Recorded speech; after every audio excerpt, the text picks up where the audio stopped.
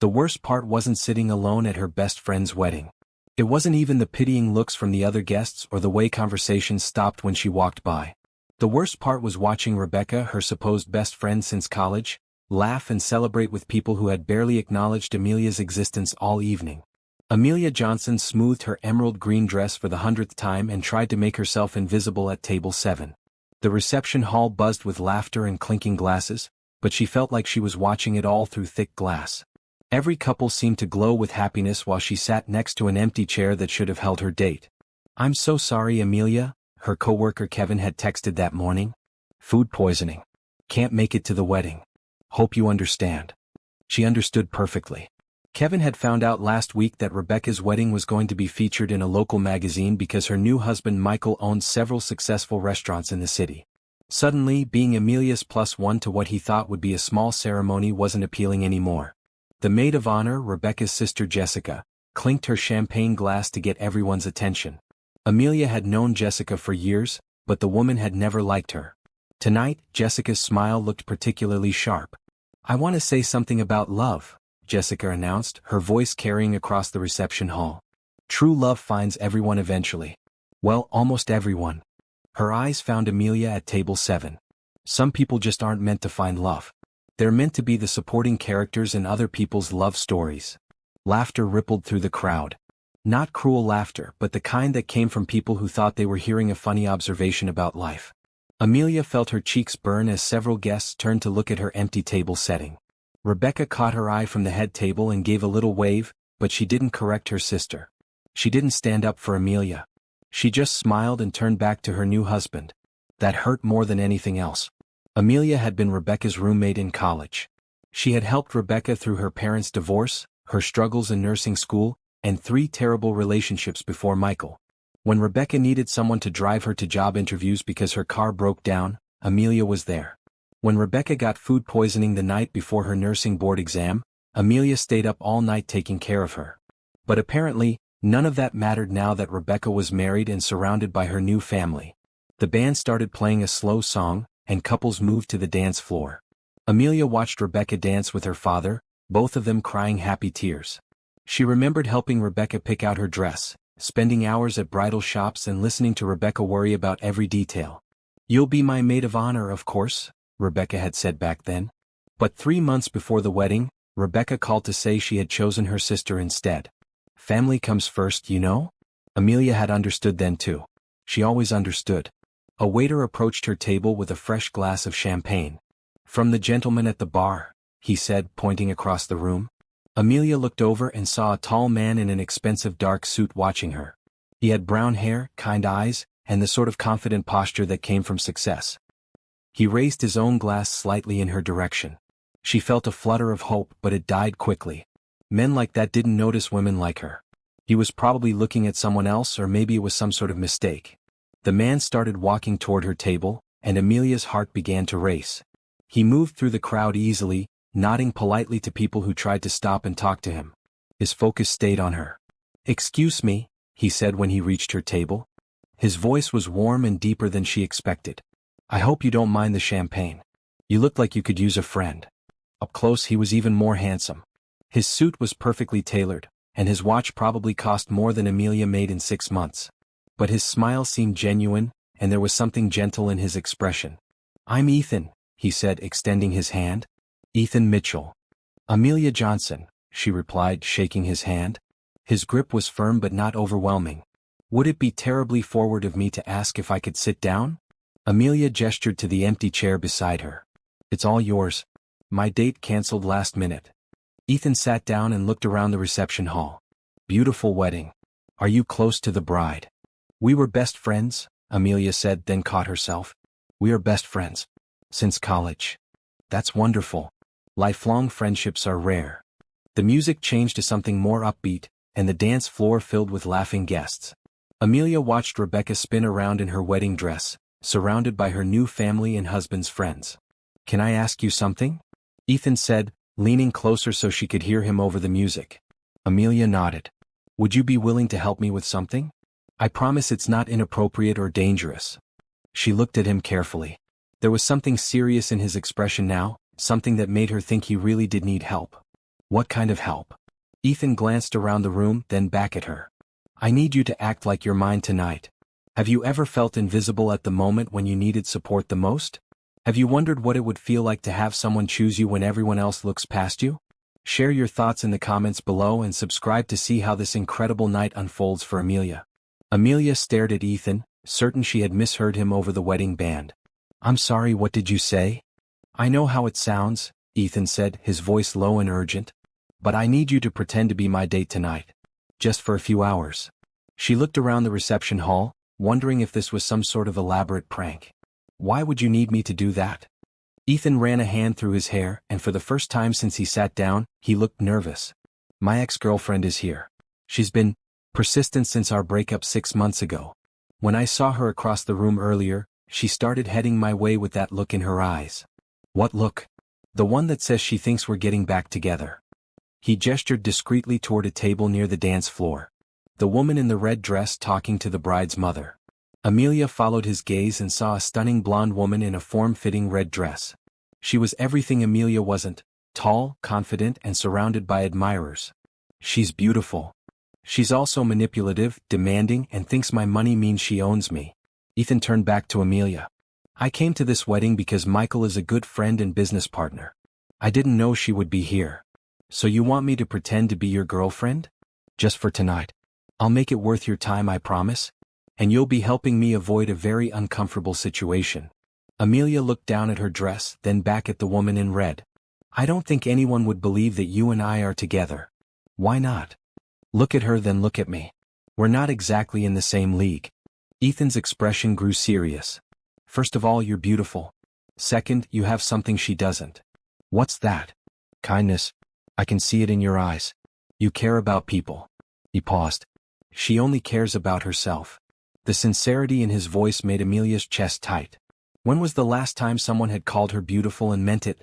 What exactly would this involve? She asked. Nothing inappropriate, I promise. We'd sit together, maybe dance once or twice.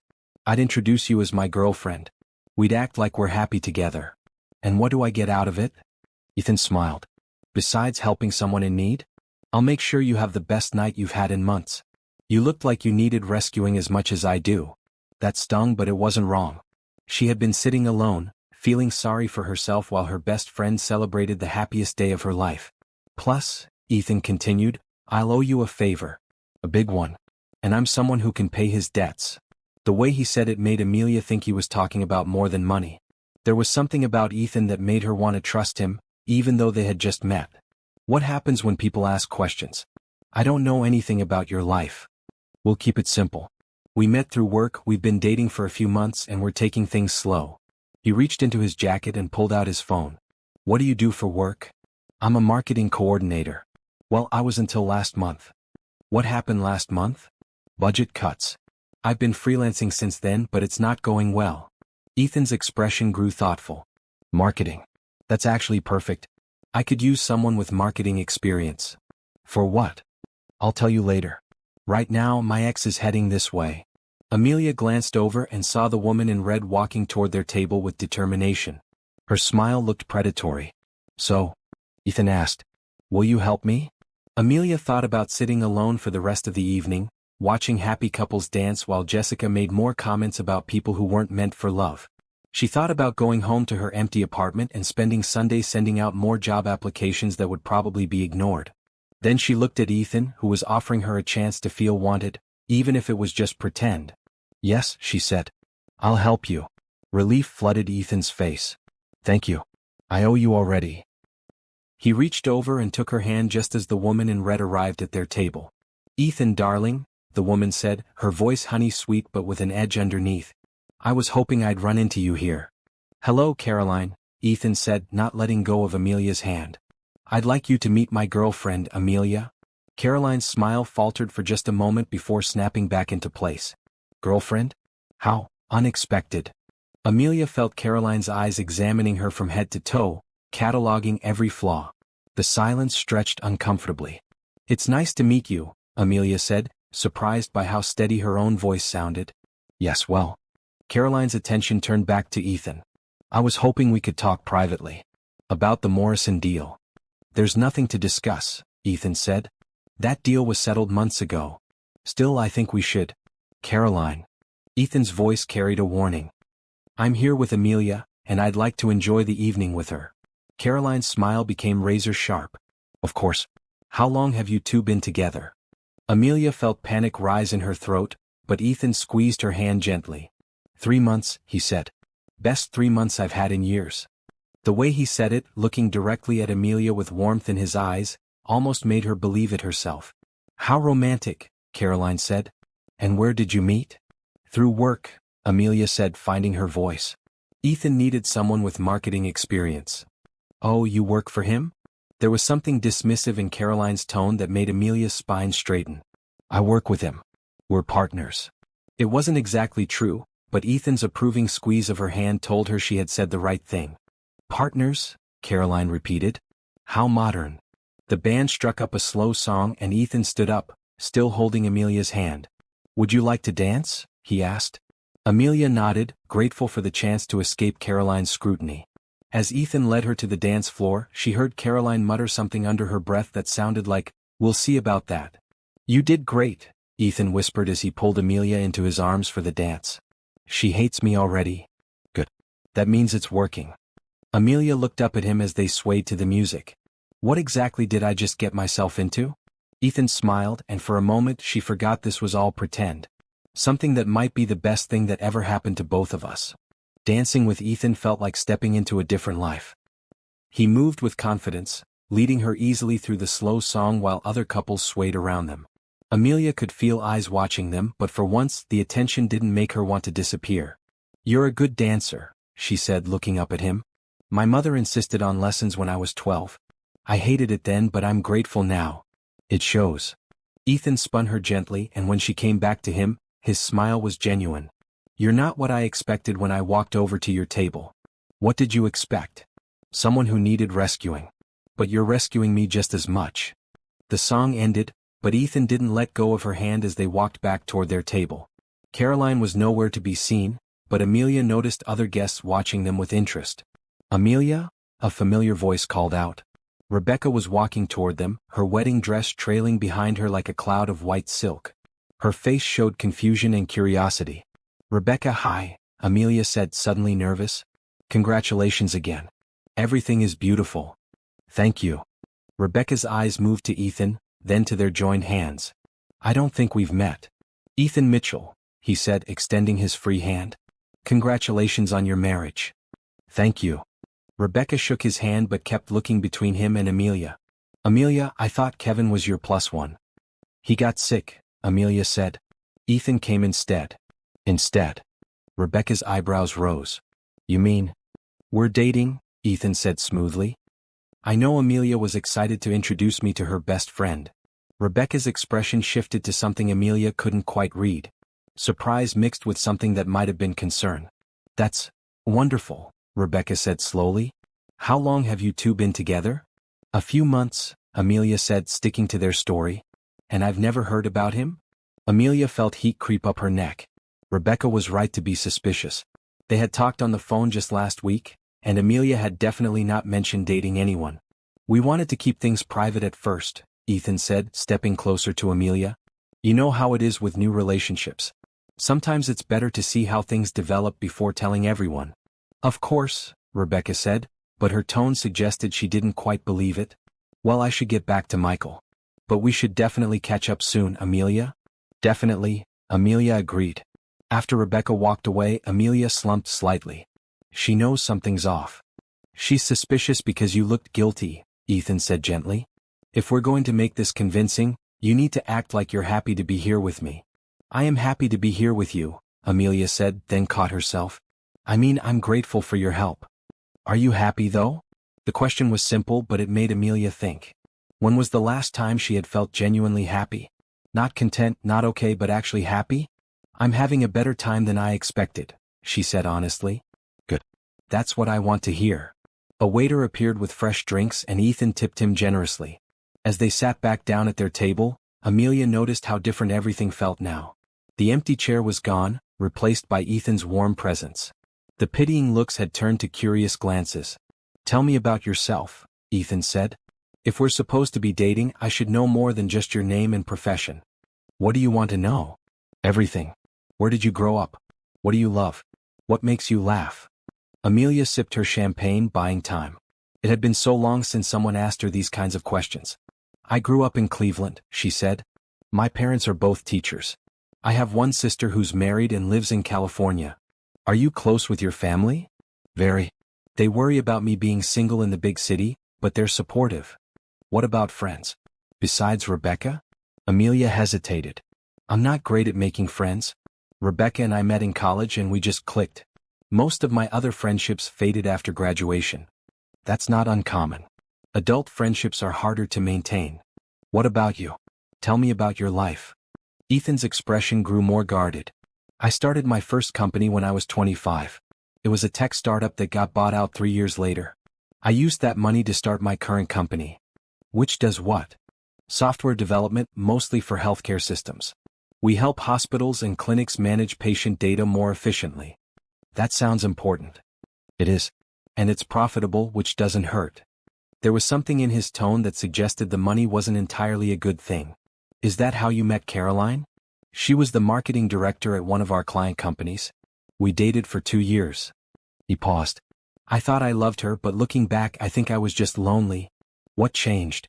I realized she never asked me questions like the ones I just asked you. She knew my net worth, my business schedule, and my credit score, but she didn't know what made me laugh or what I did on Sunday mornings when no one was around. What do you do on Sunday mornings? Ethan smiled.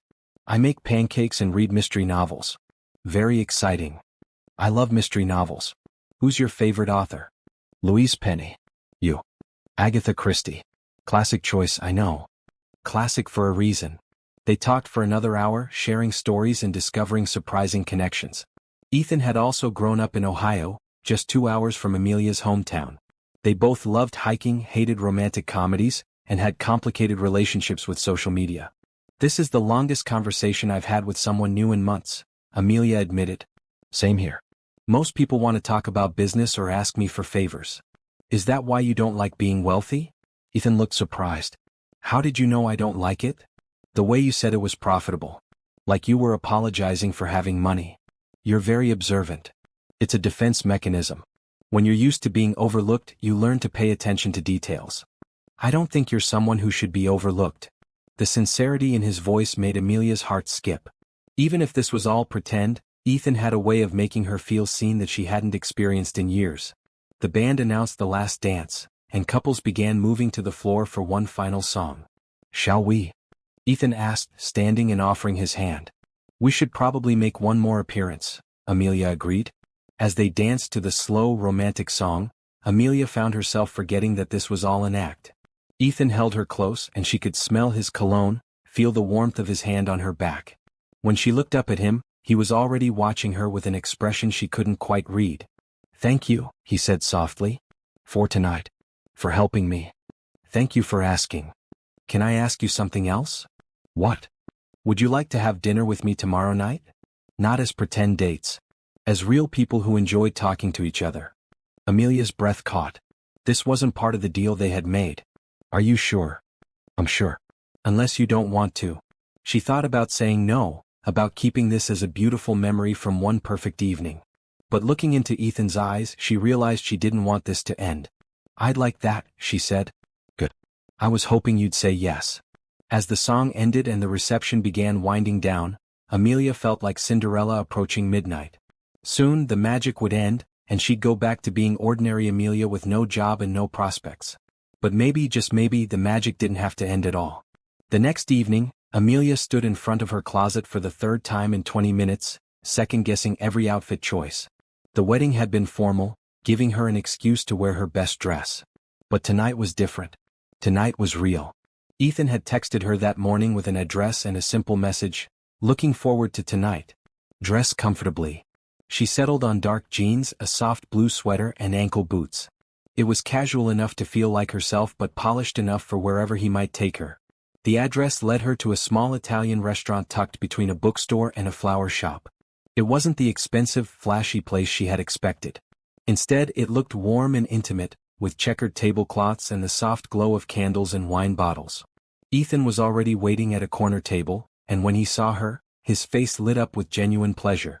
He stood as she approached, and she noticed he had also dressed casually in dark jeans and a gray button-down shirt. "You found it," he said, pulling out her chair. "Google Maps is a wonderful thing," Amelia replied, settling into her seat. "This place doesn't look like much, but they make the best carbonara in the city. A friend of mine recommended it years ago. It's perfect. I was worried you'd take me somewhere with cloth napkins and waiters who judge your pronunciation of French words." Ethan laughed. "I save those places for business dinners. They're terrible for actual conversation." A waiter brought them menus and took their drink orders. As they settled in, Amelia felt some of her nervousness fade. This felt natural, like a continuation of their conversation from the wedding. "How was your day?" Ethan asked. "Quiet. I sent out a few job applications and cleaned my apartment." She paused. "How was yours?" "Meetings mostly. But I kept thinking about last night." "Good thoughts, I hope." "Very good thoughts. I was wondering if you'd had time to think about what you want to do next. Career-wise, I mean." Amelia set down her menu. "Are you offering me a job?" "I'm offering you options. Yesterday you said you were freelancing but it wasn't going well. Today I have a marketing position that needs to be filled." "Ethan, you don't have to." "I'm not offering because I feel sorry for you," he said firmly. "I'm offering because I need someone good, and after talking to you last night, I think you might be exactly what I'm looking for. You barely know me. I know you're smart, observant, and can think on your feet. I know you care about doing things right, and you're not afraid to work hard." He leaned forward. "Those are the qualities I need." Amelia felt a familiar flutter of hope mixed with skepticism. "What would the job involve?" "My company is launching a new product in 6 months. It's software that helps small medical practices manage their patient communications. We need someone to develop the marketing strategy from the ground up." "That sounds challenging." "It is. But it's also an opportunity to build something from scratch. You'd have a team, a real budget, and the freedom to be creative." The waiter returned to take their orders. After he left, Amelia looked across the table at Ethan. "Why are you doing this?" "Because I need a marketing director and you need a job. It's practical." "Is it only practical?" Ethan was quiet for a moment, considering his answer. "No, it's not only practical. I like you, Amelia. I like talking to you. I want to see what you can do when someone gives you a real chance." "What if I'm terrible at it? What if you're brilliant at it?" The possibility hung between them like a bridge she was afraid to cross. "I'd need to know more about the company, the product, the timeline," she said. "Of course. Come in tomorrow morning and I'll show you everything. Meet the team, see the office, ask whatever questions you want. And if I decide it's not right for me, then you walk away, no hard feelings. But I hope you'll give it a serious chance." Their food arrived and they spent the next hour talking about work, travel, and books. Ethan told her about growing up with parents who expected him to become a doctor or lawyer, and how starting his own company had been an act of rebellion that paid off. "They're proud of me now," he said, "but there were a few years when family dinners were very tense." "What changed their minds?" "Success mostly. It's hard to argue with results." He paused. "What about your parents? Are they supportive of your career?" "They try to be. My mom keeps sending me job postings for marketing positions in Cleveland. She wants me to move home and settle down with someone stable." "And what do you want?" "I want to be successful at something I'm passionate about. I want to build a life I'm excited to wake up to." "That's exactly what I want too." After dinner, Ethan walked her to her car. The evening air was cool, and Amelia pulled her sweater closer around herself. "Thank you for tonight," she said. "And for the opportunity. Whether I take it or not, I appreciate you thinking of me. Thank you for giving me a chance to show you I'm more than just someone who needed a fake girlfriend." They stood by her car and Amelia felt the weight of the moment. This was where the evening would either end politely or become something more. "Amelia," Ethan said softly. "Yes. I hope you take the job. But even if you don't, I hope you'll let me take you to dinner again. Even if we're not pretending to date? Especially if we're not pretending." He stepped closer and for a moment, Amelia thought he might kiss her. Instead, he reached out and tucked a strand of hair behind her ear. "I'll see you tomorrow morning," he said. 10 o'clock. I'll be there." As she drove home, Amelia's mind raced with possibilities. The job offer was generous, maybe too generous. But there had been something in Ethan's eyes when he talked about his company, a passion that went beyond profit margins and quarterly reports. And there had been something else, something that made her think this dinner had been as meaningful for him as it had been for her. Her phone buzzed with a text message as she parked outside her apartment building. "Thank you for a perfect evening. Sleep well." She typed back quickly, "Thank you for the best day I've had in months. See you tomorrow." As she got ready for bed, Amelia found herself imagining what it would be like to work with Ethan, to see him every day, to build something together. It was dangerous to hope for too much, but for the first time in weeks she felt like good things might actually be possible. Tomorrow she would learn more about his company and make a decision that could change everything. Tonight, she would let herself believe that sometimes fairy tales did continue past midnight. Ethan's office building was nothing like what Amelia had expected. Instead of a sterile glass tower, she found herself standing in front of a converted warehouse in a trendy part of downtown. The brick exterior was softened by large windows and climbing ivy, giving it an almost residential feel. Inside, the space was open and bright, with exposed brick walls, polished concrete floors, and plants everywhere. Employees worked at standing desks, in comfortable lounge areas, and in glass-walled conference rooms. The atmosphere was relaxed but focused.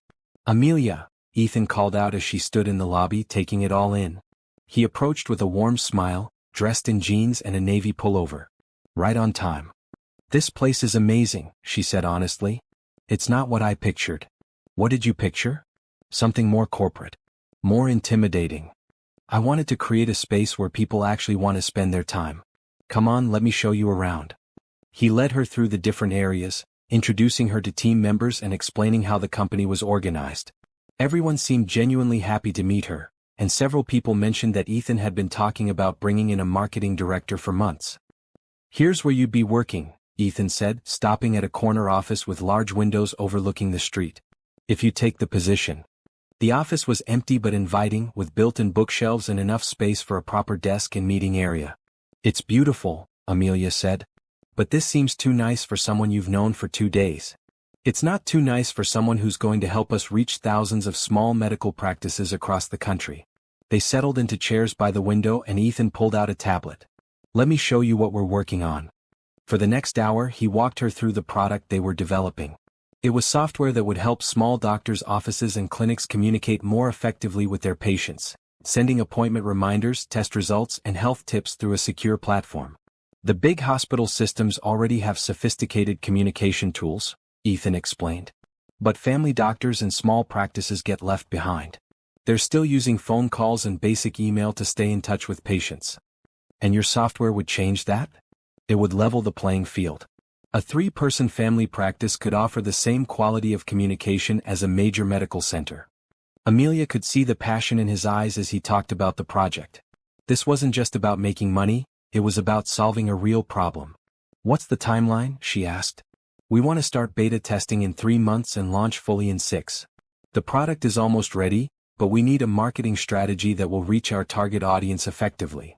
Small medical practices probably don't have big marketing budgets." "Exactly. Which is why we need someone creative enough to find ways to reach them that don't cost a fortune." Amelia's mind was already spinning with ideas. She thought about the small clinic where her family doctor worked, how they still used a paper appointment book and called patients with test results. "I'd want to interview some of your target customers," she said. "Understand their current processes and pain points." "Absolutely. I can set up calls with a dozen practices we've been working with. And I'd want to research what your competitors are doing. We'll give you access to all our competitive analysis." They talked for another hour about the challenges and opportunities. Amelia found herself getting excited about the project, imagining campaigns and strategies that could make a real difference. "Can I ask you something personal?" Ethan said as they took a break. "Sure. What happened at your last job?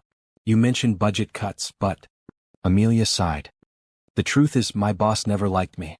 I think he saw me as a threat because I had ideas that were different from his. When they needed to cut costs, I was an easy target." "What kind of ideas?" "He wanted to focus all our marketing on big corporate clients. I thought we were missing opportunities with smaller businesses who needed our services just as much." She paused. "Sound familiar?" Ethan smiled. "Very familiar. You'd fit in well here." "Why did you start this company?" "Because I got tired of working for people who only cared about profit margins. I wanted to build something that actually helped people. Even if it made less money? Making money is important, but it's not the only thing that matters. When I was growing up, my family doctor knew everyone in town. He cared about his patients as people, not just medical cases. But he spent half his time on paperwork and phone calls instead of actually helping people. So you decided to give him better tools. And thousands of doctors like him. Amelia looked around the office at the employees working on their projects, at the energy and purpose that filled the space. I want the job, she said. Ethan's face lit up. Really? Really? When can I start? Tomorrow if you want. We'll work out all the details, salary, benefits, everything. But I'm thrilled to have you on the team. Thank you. For believing in me. Thank you for taking a chance on us. They spent the rest of the morning working out the practical details. The salary was more than Amelia had hoped for, the benefits were excellent, and she would have a team of 3 people to work with. As they finished the paperwork, Ethan's assistant knocked on the door. Sorry to interrupt, she said. But your lunch meeting is here. Already? Ethan checked his watch. I'm sorry, Amelia. I have a client lunch that I can't reschedule. Of course. I should probably go home and start preparing anyway. Actually, Ethan said, would you like to have dinner tonight? To celebrate your new job. I'd love that. Great. I'll pick you up at 7. As Amelia walked back to her car, she felt like she was floating. She had a job, a good job with a company she believed in and a boss who valued her opinions. More than that, she had Ethan, who seemed to see potential in her that she sometimes forgot she had. Her phone rang as she reached her car. Rebecca's name appeared on the screen. Hey, Amelia answered. Hey yourself. How are you doing after the wedding? I'm good. Really good actually. I wanted to talk to you about your date. Ethan? Amelia felt her stomach clench. What about him? Where did you meet him? You never mentioned dating anyone. I told you we met through work. But you don't have a job right now. Rebecca was right, and Amelia realized she needed to be more careful with her story. I was doing some freelance work for his company. We started talking and things developed from there. He seems nice, but don't you think it's moving a little fast? Bringing him to my wedding when you've only been dating a few months. It's fine, Rebecca. I can handle my own relationships. I know you can. I just worry about you. You're so trusting and sometimes people take advantage of that. Ethan's not taking advantage of me. How do you know? You said yourself he's wealthy. Maybe he's looking for someone who won't make demands on him. The suggestion stung because it echoed Amelia's own fears. I have to go, Amelia said. But I'm fine really? Okay. But if you need to talk, I'm here. After she hung up, Amelia sat in her car for a few minutes, thinking about Rebecca's words. Was she being naive? Was Ethan's interest in her too good to be true? Then she thought about the way he had talked about his company, the genuine passion in his voice when he described helping small medical practices. She thought about how he had listened to her ideas and valued her opinions. Maybe it was too good to be true.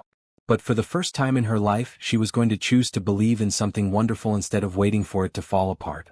Tonight, she would celebrate her new job and see where this unexpected relationship might lead.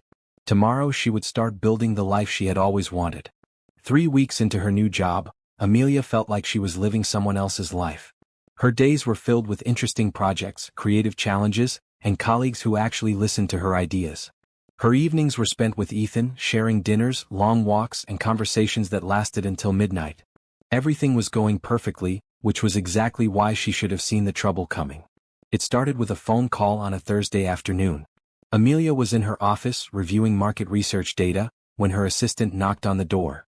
There's someone here to see you, she said. She doesn't have an appointment, but she says it's urgent. Who is it? Caroline Westfield. She says she knows you.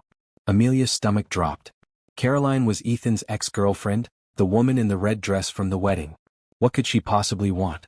Send her in, Amelia said, trying to keep her voice steady. Caroline walked into the office like she owned the place.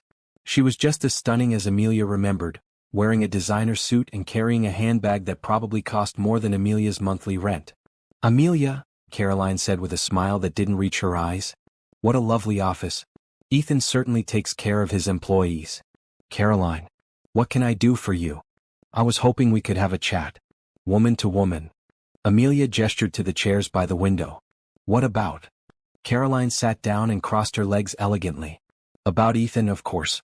And about this little arrangement you two have. I'm not sure what you mean. Oh, come now. We're both adults here. I know what Ethan is like when he's really interested in someone, and what I saw at the wedding wasn't it. Amelia felt heat rise in her cheeks, but she kept her voice level. You're wrong. Am I? Tell me, when did you two really meet? I don't see how that's any of your business.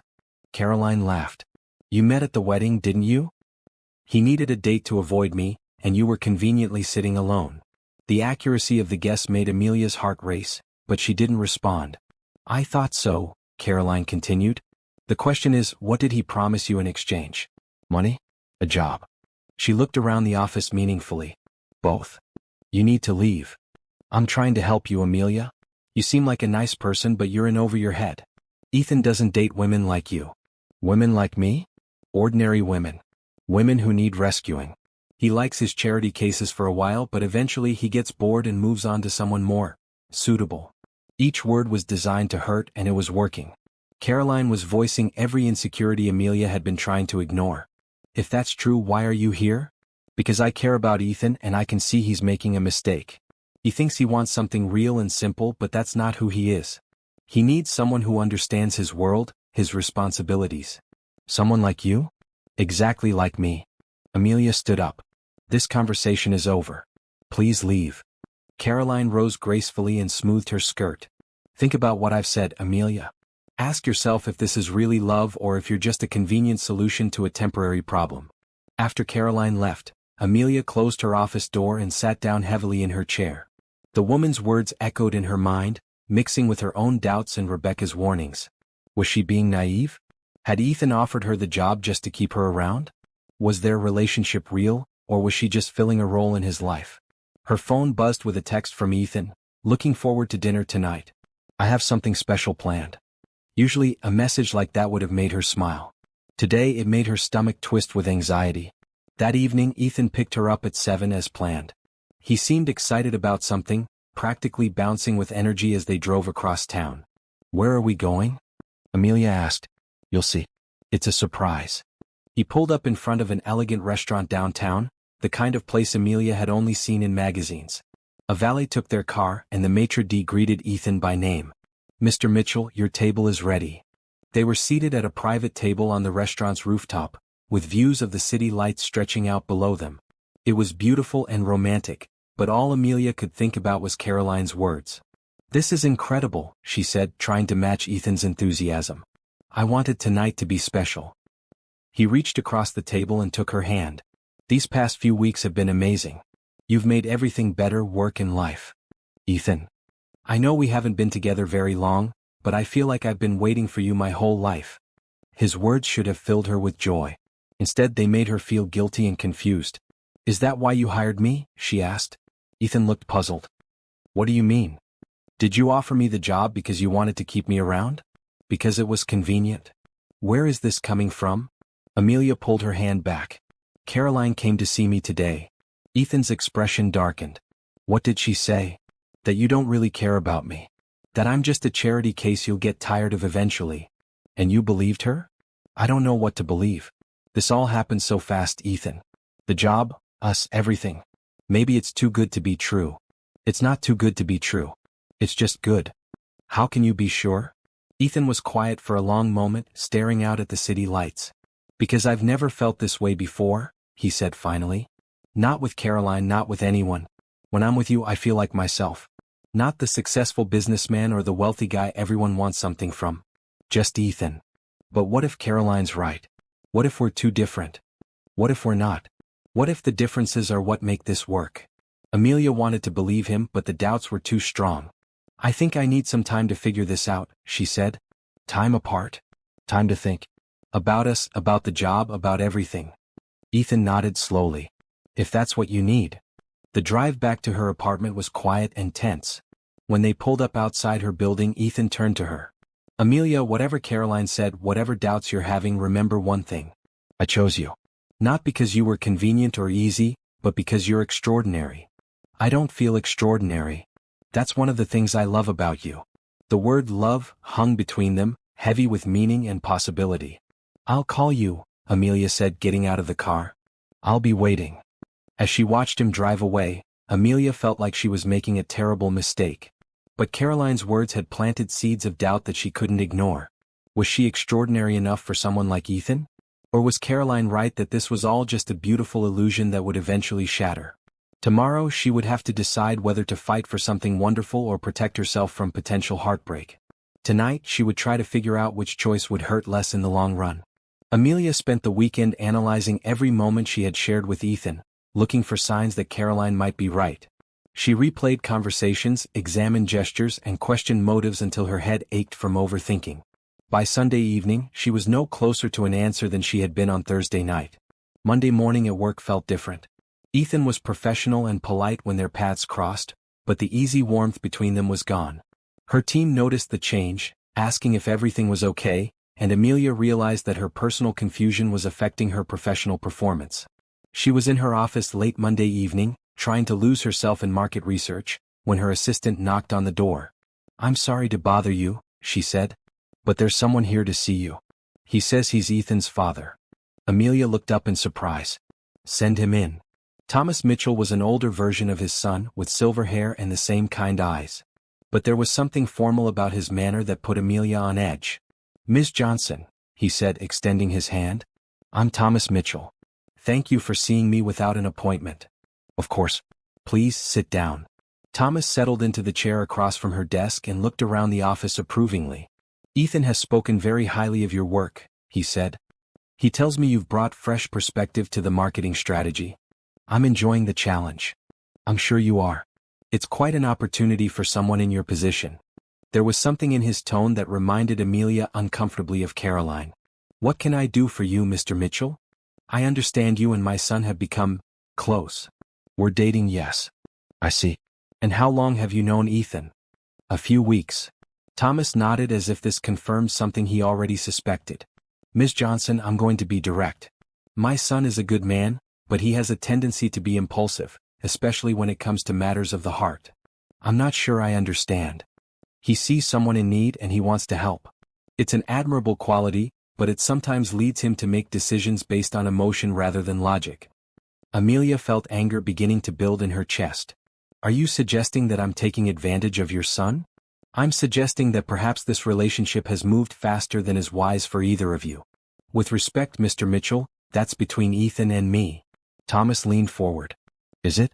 When my son's personal decisions affect his business judgment, it becomes a family matter." "What do you mean?" "Hiring someone he's romantically involved with creates complications. Conflicts of interest, potential legal issues, questions about favoritism." The implications of his words hit Amelia like a physical blow. "You think he hired me because we're dating?"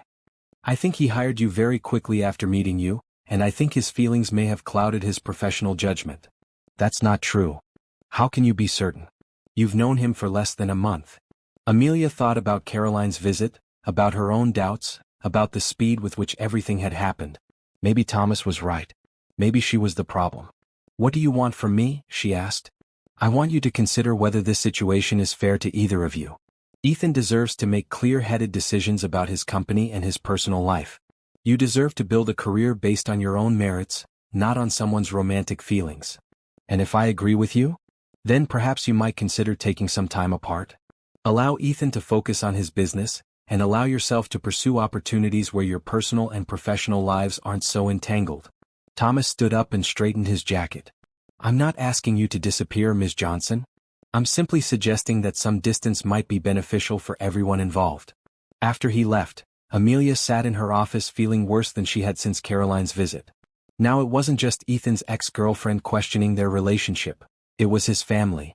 She was still sitting there an hour later when Ethan appeared in her doorway. "My assistant said my father was here," he said. "What did he want?" "To convince me that we're bad for each other." Ethan stepped into the office and closed the door behind him. "What did he say?" "That you hired me because of our relationship. That I'm a conflict of interest. That you're making emotional decisions instead of logical ones." "And what did you tell him?" "I didn't know what to tell him. Because maybe he's right." Ethan sat down across from her, his expression serious. "Amelia, look at me." She met his eyes reluctantly. "I didn't hire you because we're dating. I hired you because you're talented and creative and exactly what this company needs. Yes, I care about you, but that's separate from your professional abilities." "How can you be sure?" "Because I've been in business long enough to know the difference between a good employee and a good person. You happen to be both. But your father has a point about conflicts of interest. My father has opinions about everything I do. He thinks I should run my company the way he ran his, marry someone from our social circle, and live a life that makes sense on paper. Maybe he's not wrong. He is wrong. About you, about us, about what I need. Ethan leaned forward. Amelia, I know you're scared. I know Caroline and my father have made you doubt everything. But don't let them win. What if they're right though? What if this is all too fast and too complicated? Then we'll figure it out together. But we can't solve anything if you keep pulling away. Amelia looked at Ethan, at the sincerity in his eyes and the hope in his expression. She thought about the past few weeks, about how happy she had been, about how right everything had felt before other people started interfering. I don't want to be the reason you make bad business decisions, she said. You're not. You're the reason I'm making better decisions. About the company, about my life, about what I want my future to look like. Your father thinks I'm just someone you're trying to rescue. My father doesn't know you. If he did, he'd realize that you're the one rescuing me. Amelia felt tears prick at her eyes. I'm so confused, Ethan. Everyone keeps telling me this isn't real, that it won't last, that I'm not right for you. What do you think? I think I've never been happier than I have been these past few weeks. I think you make me want to be braver and stronger. I think what we have is worth fighting for. Ethan smiled for the first time since he had walked into her office. Then let's fight for it. What about your father? About Caroline? Let me worry about them. The only opinions that matter are yours and mine. Amelia took a deep breath. Okay. Let's fight for it. Ethan stood up and walked around the desk to her. Are you sure? I'm sure. I'm tired of letting other people's fears become my fears. He pulled her into his arms, and for the first time in days, Amelia felt like she could breathe again. No more running away? He asked. No more running away, she promised. As they held each other in her office, surrounded by the work they were building together, Amelia realized that sometimes the biggest risk wasn't taking a chance on love. Sometimes the biggest risk was letting fear talk you out of something beautiful. The next few weeks felt like a test of everything Amelia and Ethan had promised each other. Caroline seemed to appear everywhere. At the coffee shop Amelia frequented, at professional networking events, even at the grocery store near Amelia's apartment. Each encounter was brief but pointed, designed to plant new seeds of doubt. Still playing house with Ethan? Caroline asked one morning, appearing beside Amelia at the pharmacy counter. How domesticated of him. We're happy, Caroline, Amelia replied, determined not to let the woman get under her skin again. Happiness is temporary. Compatibility is forever. Ask yourself if you can really see yourself at charity galas and board meetings for the next 30 years. Meanwhile, Thomas Mitchell began showing up at the office more frequently, always with legitimate business reasons but clearly keeping an eye on his son's relationship. He was polite to Amelia but distant, making it clear that her presence was noted and evaluated. Despite the external pressure, Amelia threw herself into her work with renewed determination. If people were going to question her qualifications, she would prove them wrong through results. The marketing campaign she developed exceeded every target. Her team secured partnerships with 3 major medical associations, and the beta testing program was oversubscribed within the first week of launch. The software that Ethan's company had developed was helping small medical practices across 5 states communicate more effectively with their patients. This is incredible, Ethan said one evening as they reviewed the latest metrics. They were in his home office, spread out on the floor with laptops and printouts surrounding them. We're 6 weeks ahead of schedule, and the feedback has been overwhelmingly positive. Your product is good, Amelia said, highlighting key statistics. It was just a matter of reaching the right people with the right message. Our product, Ethan corrected. You've been as instrumental in making this work as anyone on the development team. They had been together for 2 months now, and Amelia was beginning to understand what Ethan meant about feeling like himself around her. The successful businessman facade fell away when they were alone, replaced by someone who made terrible jokes, burned grilled cheese sandwiches, and got genuinely excited about mystery novels. I have something to tell you, Ethan said, setting aside his laptop. Good something or concerning something? I think it's good, but you can decide for yourself. He moved closer to her on the carpet. I've been offered an opportunity to expand the company. That's wonderful. What kind of expansion? A healthcare consortium in California wants to license our software for their entire network. We're talking about hundreds of practices, tens of thousands of patients. Amelia could see the excitement in his eyes, but there was something else there too. What's the catch? She asked. It would mean relocating the headquarters to San Francisco. Better access to clients, more opportunities for growth, a chance to really scale what we're doing. When would this happen? 6 months. Maybe sooner if we can get the logistics worked out. Amelia felt her stomach clench. What about your life here? Your family? My family will understand. It's good business. What about us? Ethan reached for her hands. I was hoping you'd come with me. To San Francisco? To wherever this takes us. Amelia, I know it's soon and I know it's a big decision, but I can't imagine doing this without you. The magnitude of what he was asking hit her all at once. He wasn't just inviting her to move across the country. He was asking her to build a life with him. Ethan, we've been together for 2 months. I know. But some things you just know regardless of timing. What if I'm not ready for something that big? Then we figure out another way. But I had to ask. Amelia looked around his home office, at the evidence of their successful collaboration scattered across the floor. 2 months ago, she had been unemployed and alone at a wedding. Now she was being asked to relocate for a relationship and a career that exceeded her wildest dreams. Can I think about it? She asked. Of course. Take all the time you need. That night, Amelia called her sister in California. Amelia? It's so late there. Is everything okay? I need advice, Amelia said, settling into her apartment with a cup of tea. About work and life and making big decisions. Okay, I'm listening. Amelia told her sister everything. The wedding, meeting Ethan, the job offer, the complications with Caroline and Thomas, and now the possibility of moving to California. Wow, her sister said when Amelia finished. That's a lot for 2 months. I know. Maybe too much. Or maybe it's exactly what you've been waiting for. You've been playing it safe your whole life, Amelia. Maybe it's time to take a real risk. What if it doesn't work out? What if it does? What if this is your chance to have everything you've always wanted? I'm scared. Good. That means it matters. After they hung up, Amelia sat in her apartment thinking about everything her sister had said. She had been playing it safe, settling for less than she deserved, accepting other people's opinions about what she was capable of. Maybe it was time to stop being afraid of good things. The next morning she found Ethan in his office early, reviewing financial projections. I have an answer, she said from his doorway. He looked up, hope and anxiety warring in his expression. And? Yes. I'll come with you to San Francisco. The smile that spread across his face was worth every moment of uncertainty she had experienced. Really? Really? But I have conditions. Name them. I want to be an equal partner in the expansion, not just your girlfriend who happens to work for you. I want equity in the company and decision-making authority. Done. And I want us to be honest about what we're doing. This isn't just a business relocation, it's us choosing to build a life together. I wouldn't want it any other way. Ethan came around his desk and pulled her into his arms. Are you sure about this? I'm sure about us. The rest we'll figure out as we go. As they held each other in his office, Amelia realized that sometimes the most important decisions weren't the ones you made with your head. Sometimes you had to trust your heart and take a leap of faith. She was ready to jump.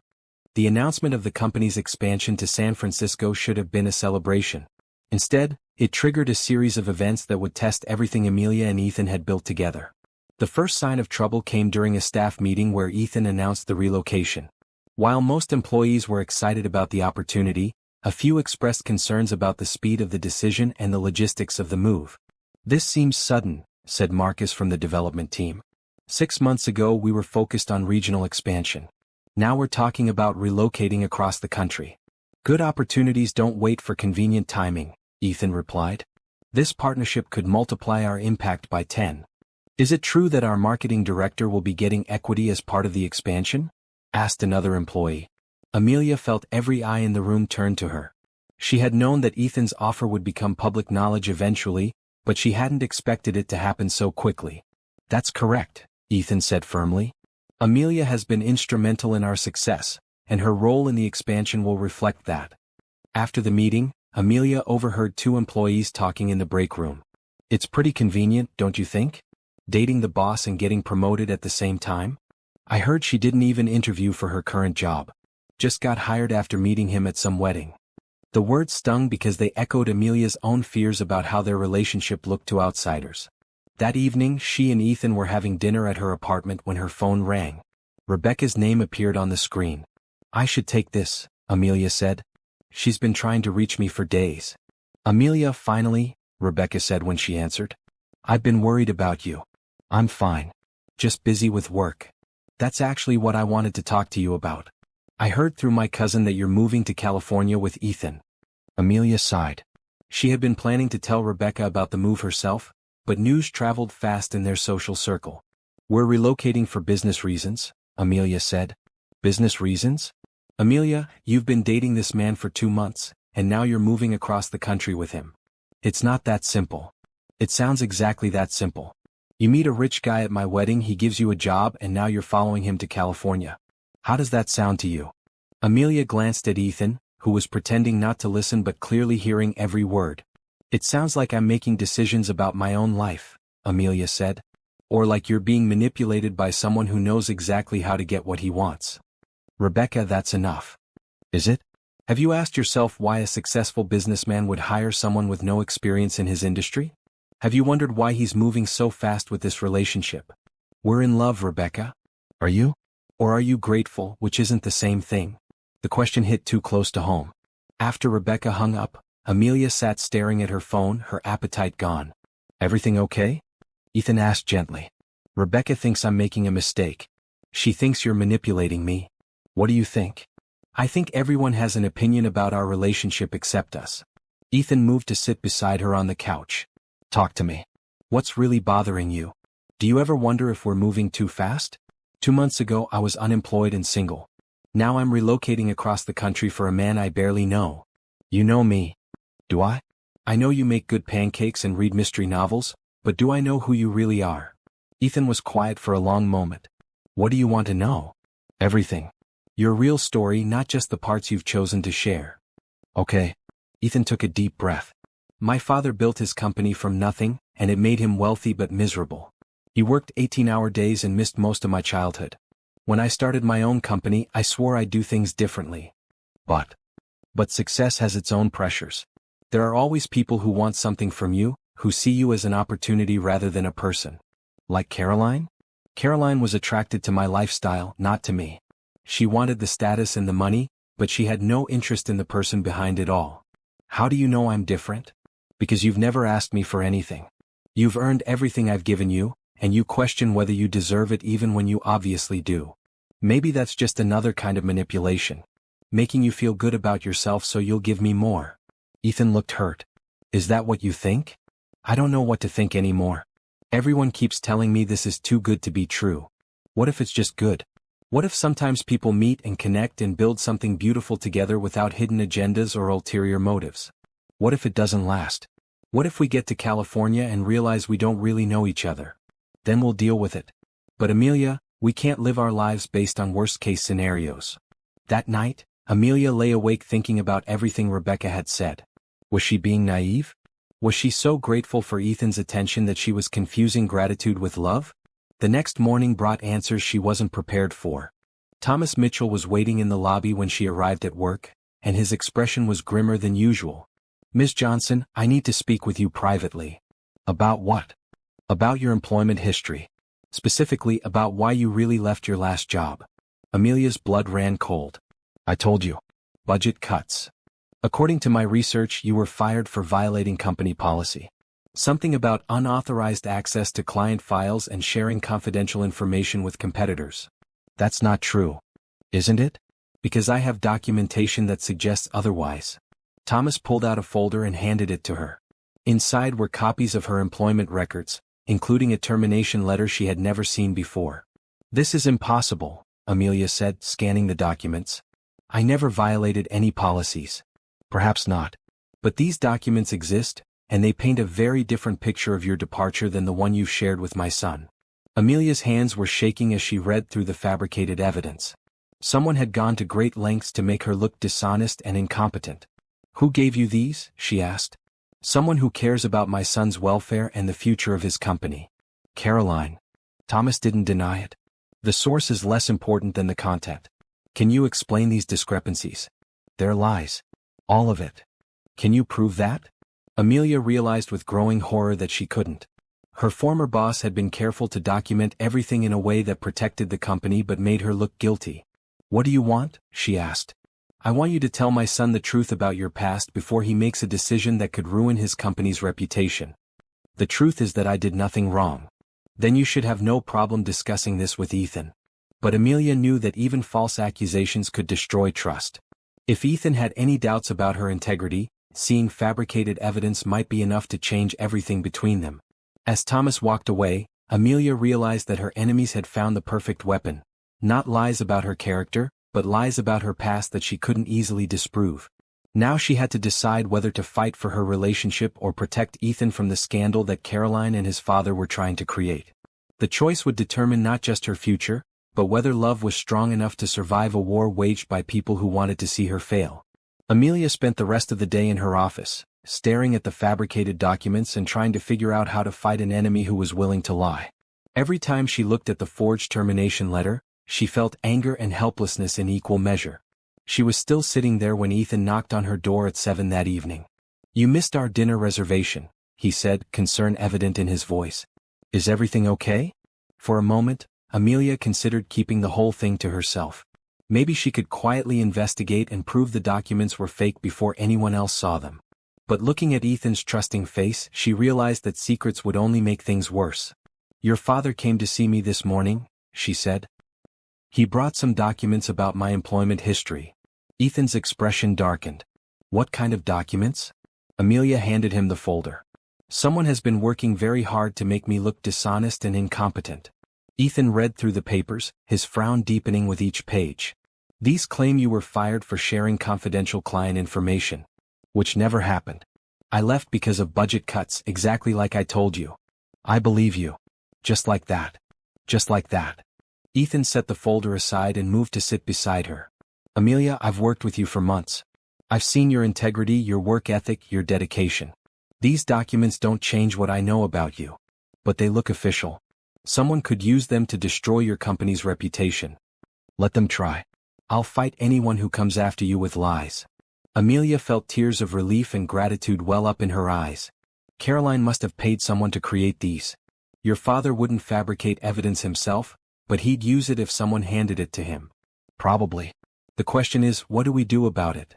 "We fight back," Amelia said, surprised by the determination in her own voice. "I'm tired of letting people attack our relationship while we try to stay above the fray." "What did you have in mind?" "I want to call my former boss. Get a statement about what really happened. Then I want to find out who created these fake documents and expose them." Ethan smiled. "I love it when you get fierce. I'm done being the victim in this story." They spent the next 2 hours making phone calls and sending emails.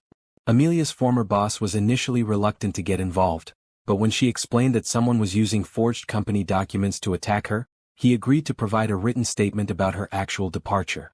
"Budget cuts," he confirmed in an email sent within the hour. Amelia Johnson was never terminated for cause and never accessed client files inappropriately. Her departure was entirely due to financial constraints. Ethan used his business connections to trace the fake documents back to their source.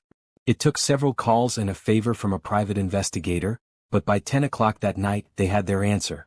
"Caroline hired a company that specializes in creating fake employment records," Ethan said, hanging up from his final call. "Apparently, it's more common than you'd think in corporate sabotage cases." "Do we have proof?" "Enough to make her very uncomfortable if she tries to use these documents again." "What about your father?" "I'll handle him." The next morning, Ethan requested a meeting with Thomas in the conference room. Amelia joined them, carrying a folder of her own evidence. "I assume this is about the documents I showed Ms. Johnson yesterday," Thomas said as they sat down. "It's about the lies someone has been spreading to manipulate you," Ethan replied. "Dad, you've been played." He handed Thomas the employment statement from Amelia's former boss, along with the private investigator's report about the forged documents.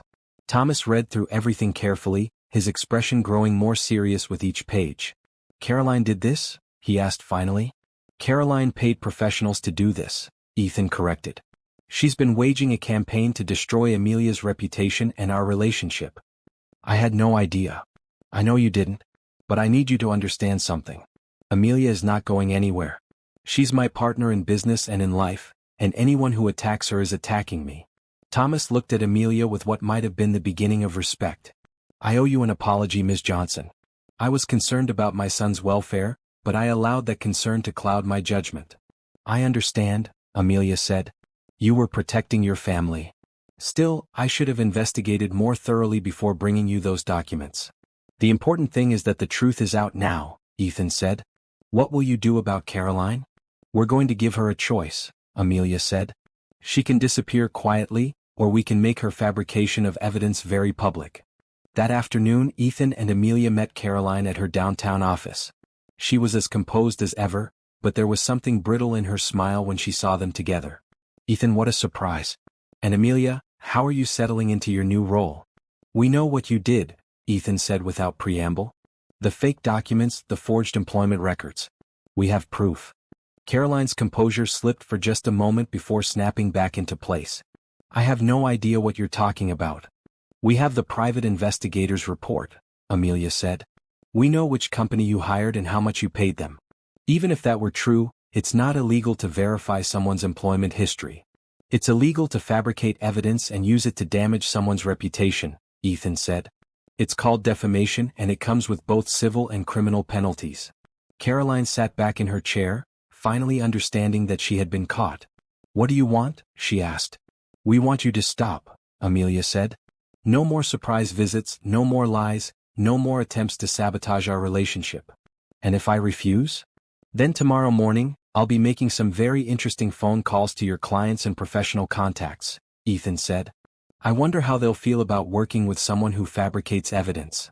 Caroline stared at them for a long moment, clearly weighing her options. Fine, she said finally. You win. I'll leave you alone. Good choice, Ethan said, standing up. Because if you ever come near Amelia again, I'll make sure everyone in this industry knows exactly what kind of person you really are. As they walked out of Caroline's office, Amelia felt lighter than she had in weeks. Is it over? She asked. It's over, Ethan confirmed. Now we can focus on the important things. Like moving to California? Like building a life together. 6 months later, Amelia stood in the window of their new office in San Francisco, watching the morning fog roll over the bay. The expansion had been even more successful than they had hoped, with clients throughout the western states and interest from healthcare systems across the country. Admiring the view? Ethan asked, joining her at the window. Admiring everything, Amelia replied. A year ago I was sitting alone at a wedding feeling sorry for myself. Now look at us. Any regrets? About moving here? About us? About any of it? Any of it. Amelia turned to face him, and her breath caught when she saw the small velvet box in his hands. Actually, she said, I do have one regret. Ethan's face fell. What's that? I regret that it took me so long to realize that sometimes fairy tales do come true. His smile was radiant as he dropped to one knee in their office overlooking the San Francisco Bay. Amelia Johnson, he said, will you marry me? Yes, she said without hesitation. Yes to everything. Yes to you, yes to us, yes to whatever comes next. As he slipped the ring onto her finger, Amelia thought about the woman who had sat alone at Rebecca's wedding, convinced that love wasn't meant for her. That woman could never have imagined that a stranger's whisper would change everything. But sometimes the most beautiful love stories begin with someone choosing to take a chance on hope instead of fear. And sometimes, when you're brave enough to say yes to the unexpected, you discover that you were never meant to sit alone after all. You were meant to find the person who would whisper, act like you're mine, and then spend a lifetime making it true. What happens when lonely hearts collide at the worst possible moment? Have you ever wondered if one conversation could change your entire life? Don't forget to subscribe and share your thoughts in the comments about whether love at first sight is real or just a beautiful myth. This story proves that sometimes the people who save us are the ones we least expect to find.